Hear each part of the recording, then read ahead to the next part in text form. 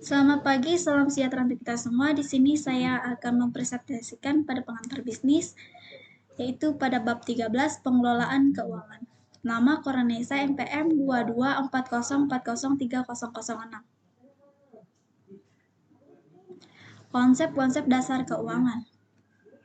Pengertian fungsi keuangan atau finansi. Finansi adalah fungsi bisnis yang bertanggung jawab mendapatkan dana, mengelola dana, dan merencanakan penggunaan dana untuk pembelian berbagai aset perusahaan secara keseluruhan.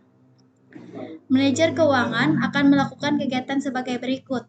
Pertama, perencanaan keuangan. Kedua, penganggaran dana. Ketiga, mendapatkan dana. Keempat, pengendalian dana.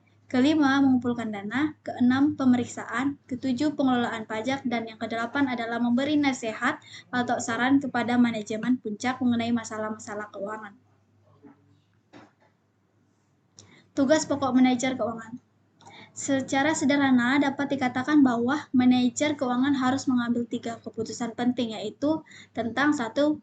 Memperoleh dana atau keputusan perdanaan. 2. Penggunaan dana atau keputusan investasi. Ketiga, pembagian laba atau kebijakan dividen. Selanjutnya, tujuan manajemen keuangan. Secara normatif, tujuan keputusan keuangan perusahaan adalah untuk memaksimalkan nilai perusahaan. Kemudian, apa yang dimaksud dengan nilai perusahaan? Nilai perusahaan merupakan harga yang sanggup dibayar oleh calon pembeli apabila perusahaan tersebut dijual. Selanjutnya, bagaimana manajemen keuangan dapat meningkatkan daya saing perusahaan?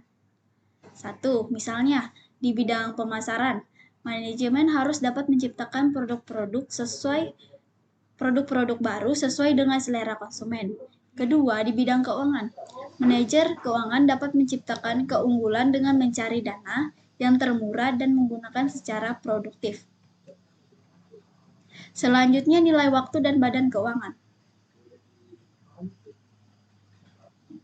Nilai waktu uang. Konsep ini penting karena seringkali analisis keuangan selalu berdasar pada data historis. Menurut prinsip-prinsip akuntansi, padahal nilai uang pada waktu yang berbeda tidak dapat disamakan.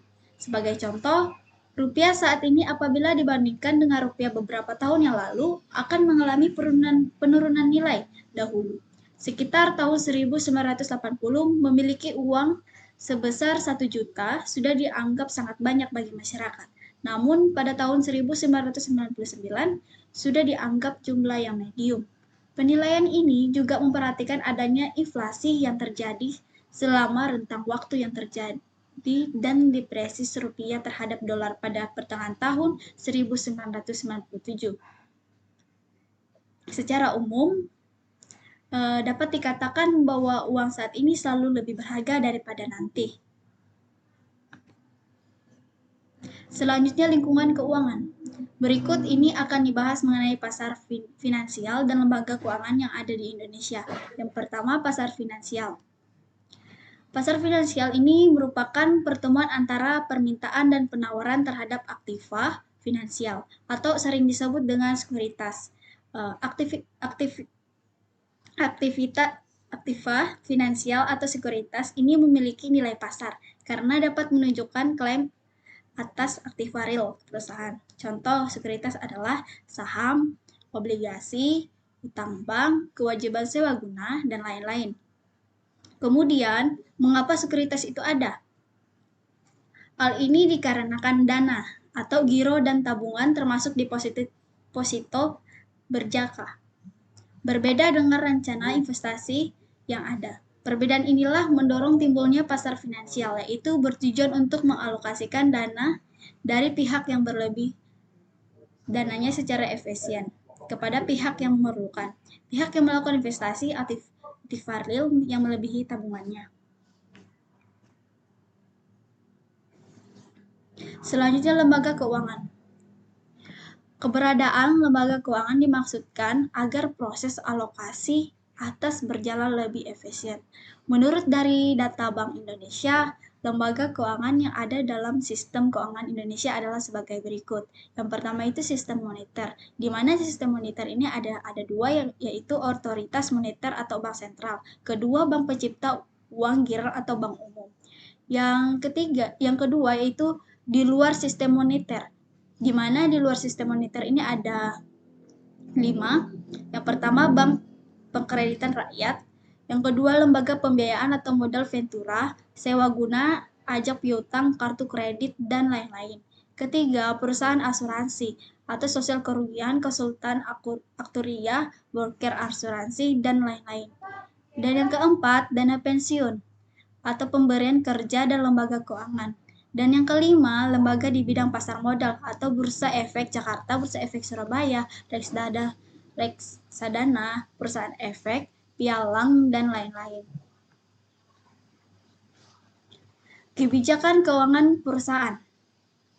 Pada pembahasan awal telah dijelaskan bahwa ada beberapa keputusan yang menyangkut keuangan dalam mengambil keputusan keuangan tersebut. Perlu diambil beberapa pertimbangan tertentu, termasuk lingkungan keuangan. Lingkungan keuangan ini sangat bermanfaat sebagai perdanaan ekstrim bagi perusahaan. Namun demikian tetap diperhatikan masalah biaya, jangka waktu, serta karakteristik dana yang akan dicapai. Selain itu, perlu diperhatikan kondisi dana internal, yaitu kondisi keuangan perusahaan melalui analisis laporan keuangan dan rasio keuangan perusahaan. Kemudian, bagi manajer keuangan perlu lupa mengetahui tentang biaya modal dan struktur modal yang akan digunakan dalam perusahaan. Selanjutnya, keputusan perdanaan perusahaan. Setiap perusahaan, baik skala kecil maupun besar, selalu membutuhkan dana dengan berbagai alasan. Yang pertama, guna membiayai operasi sehari-hari, misalnya membayar gaji pegawai, membayar biaya bunga, membayar pajak, dan memenuhi kewajiban-kewajiban yang telah jatuh tempo. Yang kedua, menggunakan biaya penjualan kredit. Dalam kondisi persaingan yang semakin ketat, penjualan kredit merupakan salah satu strategi perusahaan untuk mempertahankan para pelanggannya. Dan yang ketiga, membiayai persediaan. Sesuai konsep pemasaran, perusahaan harus memfokuskan daripada upaya pemenuhan kepuasan konsumen. Dan keempat, guna membiayai pembelian berbagai aset penting, misalnya gedung, tanah, peralatan. Ini merupakan hal penting yang harus dilakukan kebanyakan perusahaan untuk memelihara dan meningkatkan operasinya.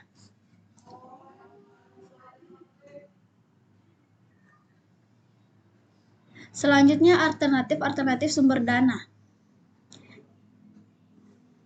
Yang pertama, modal, utang atau debit capital. Debit capital adalah yang didapatkan perusahaan dengan jalan meminjam dan pada saat yang telah ditentukan harus mengembalikan. Yang kedua, modal ekuitas atau ekuitas kapital. Equity capital adalah modal yang dipupuk perusahaan dari dalam melalui atau laba yang ditahan dan atau melalui penjualan saham. Yang ketiga, pembiayaan jangka pendek. Pembiayaan jangka pendek ialah uang yang didapatkan perusahaan untuk membiayai operasi sehari-hari dan harus dikembalikan dalam tempo kurang dari 1 tahun. Jenis-jenis pembiayaan tersebut adalah bernama kredit dagang, keluarga dan teman, bank komersial, factoring, surat utang, dan sumber-sumber internal. Dan keempat, pembiayaan jangka panjang. Pembiayaan jangka panjang ialah uang yang didapatkan perusahaan dari para investor, pemilik atau kreditor yang harus dikembalikan dalam jangka waktu lebih dari 1 tahun. Jenis pembiayaannya itu laba ditahan, pembiayaan dari utang, dan pembiayaan dari ekuitas. Selanjutnya, keputusan dividen. Teori kebijakan dividen. Di sini ada 2 teori. Yang pertama, teori ketidakrelevan dividen atau Miller dan Modigliani 1961. Yang kedua, teori Bill in the Hind, Gordon dan Littner 1963. Yang dimana dari 2 teori di atas terkesan saling bertolak belakang. Teori pertama menyatakan bahwa dividen tidak relevan dan teori kedua menyatakan bahwa dividen lebih kecil risiko dibandingkan laba ditahan. Dan kedua teori ini juga tak lepas dari perilaku pemegang saham atau investor, bahwa di mana apabila perusahaan menaikkan dividen maka menjadi pertanda bagi investor bahwa manajemen optimis akan masa depan perusahaan dan sebaliknya pesimis apabila penurunan dividen.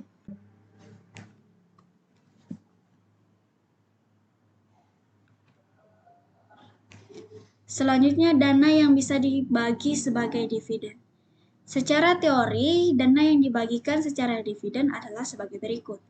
Di sini ada penghitungannya, itu dividen EAT tambah penyusutan kurang investasi aktiva tetap kurang penambahan modal kerja.